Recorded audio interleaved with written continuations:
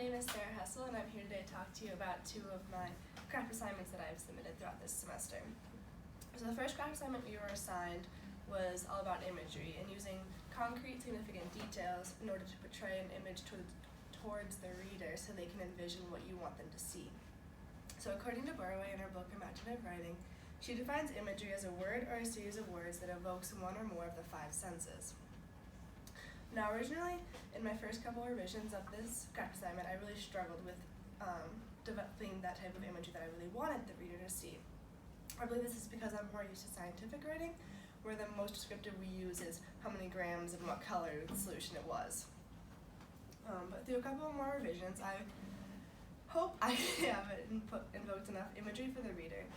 A couple of the quotes that I've used in this craft assignment is, "The dark black bags under his eyes and drooping shoulders were both dead giveaways to all the hours he'd been putting in crunching numbers on his old, tired calculator." In this assignment, I chose to write a creative nonfiction story from the view of me as a child as our family road trip to pick up our Christmas tree. So you can see from that quote exactly you can see my father and how tired he is. From the dark black bags and drooping shoulders, you can envision how tired and how just worn out he is driving this car. You can also tell his profession even by saying that he's crunching numbers in his old, tired calculator instead of straight out saying he was an accountant. Another quote that I wrote was, "To me, the perfect Christmas tree had to be almost as tall as the ceiling, not have too many spaces between the branches, and had to be wide enough to run around." I love this quote because not only does it help envision what I pictured to be the perfect Christmas tree for the reader, but it also shows the narrator's voice as a child. The use of the descriptive terms such as tall as the ceiling and wide enough to run around is how a child would describe a tree. He's not saying, "I want it to be at least 5 foot tall or this wide." It's relative to what they know, the ceiling or being able to run joyfully around a giant tree. The second craft assignment we were assigned was focused on voice.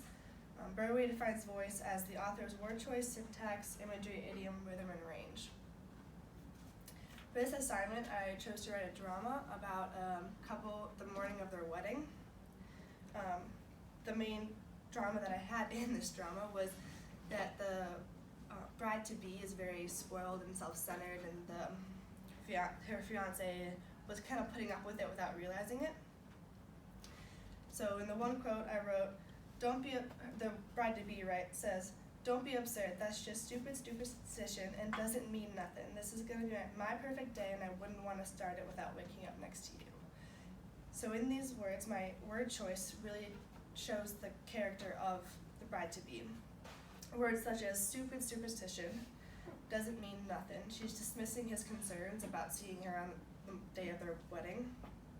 And particularly the word choice of my perfect day and not our perfect day reveals kind of how self-centered she is, but it goes over the head of the fiancé without him really realizing it. You get to see a little more of the groom-to-be's character in his response of, "If you say so, what do you want me to make us for breakfast?" It's very dismissive of, "Okay, whatever you want, if you say so." A little later on in the story, the bride-to-be is getting ready for her big day, with her fiancé's childhood best friend, who she's never really liked. She states, "What I want, he gets me. I wanted a proposal and I got it. I wanted the perfect wedding. He shelled out the money to make it happen. I can do and get whatever I want, and now I want you out of his life."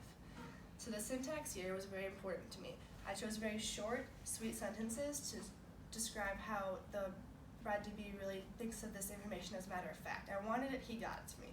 It's matter of fact, it's how it is, it's how it's always gonna be.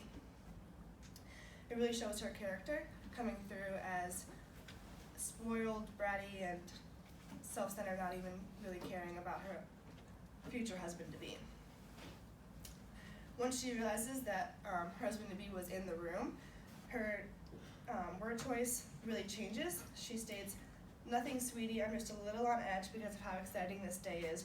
Rachel was insulting me, and honestly, I'm not surprised. She's never liked me. I don't know how you could be friends with her." So her tone changes with the words such as nothing sweetie and a little on edge. She's trying to downplay and cover up her tone that she just previously had talking to his best friend. And at the end, you can kind of see a little more of her character leaking through, which is she's never liked me. I don't know how you can be friends with her. She's still trying to manipulate him even though he has caught her in the act of being her true self. So those are the two craft assignments that I wanted to talk about today and how I employed imagery and voice in order to make them more descriptive for the